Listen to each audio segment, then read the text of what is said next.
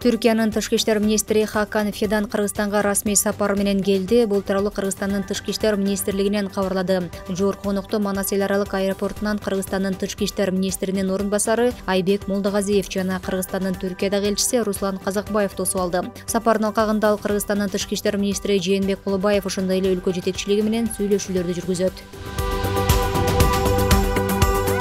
Улуттук коопсуздук боюнча мамлекеттик комитети Бишкекте курулуш материалдары сатылган уста базарында ижарачылардан келишимде көрсөтүлбөгөн акча чогултуу жана салыктан качуу фактылары аныкталганын билдирди. Атайын кызматтын маалыматына ылайык ар бир ижарачыдан ай сайын 5000 сомдон 50 000 сомго чейин мыйзамсыз акча жыйнаган деген шек менен базардын коммерциялык директору кармалды. Ал Бишкек шаардык милициянын убактылуу кармоочу жайына киргизилди. Базардын жетекчилиги менен шектүүнүн адвокаттары комментарий бере элек.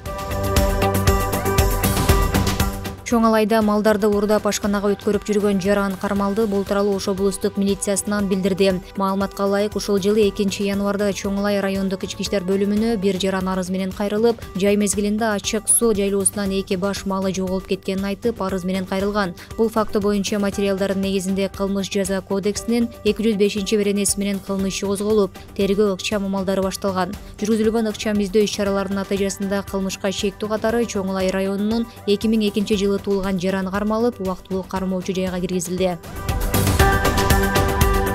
Ички иштер министрлиги санариптештирүү жана укук бузууларды аныктап, ыкчам чара көрүү үчүн Кыргызстанда коомдук жайларда 3000ге жакын видео камера орнотулганын билдирди. Маалыматка караганда анын 800дөн көбү министрликтин коомдук коопсуздук кызматына караштуу ыкчам башкаруу борборуна онлайн көзөмөлдөө үчүн кошулган жана 100дөн ашык камера адамды жүзүнөн таануучу системага туташтырылган. Мекеме өлкөдөгү бардык аймактарда криминогендик кырдаал онлайн режиминде 24 саат бою 7 күн көзөмөлгө алынарын, былтыр видео камералардын жардамы менен 3000ге жакын кылмыштын бети ачылганы кабарланды. Андан тышкары издөөдө жүргөн 800дөн көп киши аныкталган. Анын ичинен 100дөн ашыгы кылмышка шек саналып, Интерполдо эл аралык изилдөөдө жүргөндөр, дайынсыз болуп жаткан 150ге жакын киши табылган.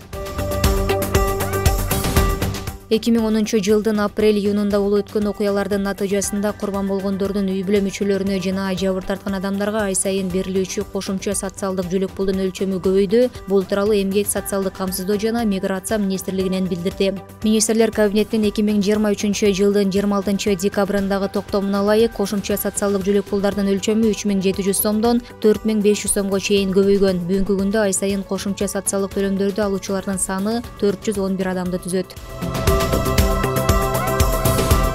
Бишкектеги Каба Улуу Кожомкул атындагы спорт ордосунда күрөш боюнча Кыргызстандын чемпионаты өтүп жатат. 8 январда эркин күрөш боюнча 5 салмакта беттештер болуп, 57 кг салмак ченинде Алмаз Манбеков, 65 кг салмак ченинде Эрназар Акматалиев, 74 кг Исламбек Орозбеков, 86 кг Нуртилек Карыпбаев, 97 кг Андрей Аронов биринчи орунду алды. Булардын баары тең күрөш боюнча Олимпиадага жолдомо берилчү салмактар. 9 январда 61, 70, 79, 125 кг салмакта балбандар күч сынашат. 10-11 январ күндөрү грек-рим күрөшү боюнча спортчулар 11 салмакта килем үстүнө чыгат.